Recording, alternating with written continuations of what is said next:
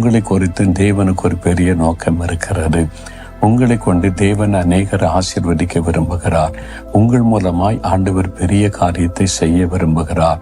உங்களை கொண்டு ஆண்டவர் அநேக மக்களுக்கு நன்மையான காரியங்களை செய்து மகிழ்விக்க விரும்புகிறார். உங்களை குறித்து தேவனுக்கு ஒரு பெரிய திட்டம் உண்டு. அந்த பந்தய பொருளை பெறுவதற்கு நீங்கள் முன்னோக்கி பிரயாணப்பட வேண்டும், ஓட வேண்டும், வெற்றியோடு ஓடி முடிக்க வேண்டும், செய்து முடிக்க வேண்டும். அதுதான் உங்களை குறித்து தேவன் வைத்திருக்கிற திட்டம்.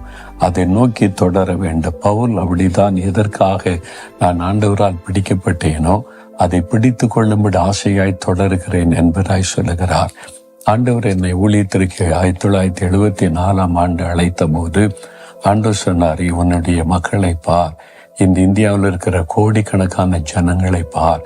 இந்த ஜனங்களுக்கு சுவிசேஷத்தை அறிவிக்கவும் இந்த மக்கள் நன்மை பெற்றுக்கொள்ளவும் நான் உன்னை தெரிந்து கொண்டேன் என்று ஆண்டவர் அழைத்தார். அதை வைத்துதான் இத்தனை வருஷ காலம், இந்த 50 வருஷமாய் அதை விட்டு வலதுபுறம் இடதுபுறம் விலகாதபடி என் ஜனங்களுக்கு சுவிசேஷம் அறிவிக்கணும்.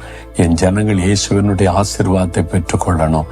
அவர் கொடுக்கிற ரட்சிப்பு, விடுதலை, சுகத்தை பெற்றுக்கொள்ள வேண்டும் என்று அதை நோக்கியே நான் ஓடிக்கொண்டிருக்கிறேன். அதற்காகவே ஜெபிக்கிறேன், அதற்காகவே பிரயாசப்படுகிறேன், அதற்காகவே என் நேரத்தை நான் செலவு செய்கிறேன். அது இன்னும் வெற்றியோடு செய்து முடிக்க வேண்டும் என்ற ஒரே நோக்கம்தான் என் இருதயத்திலே உண்டு. இதுவரைக்கும் நடந்து வந்த பாதை சிந்திக்கும் பொழுதும் ஆண்டவர் எதற்கு என்னை தெரிந்து கொண்டாரோ அதை செய்து முடிக்க இம்மட்டும் கிருபை கொடுத்தார்.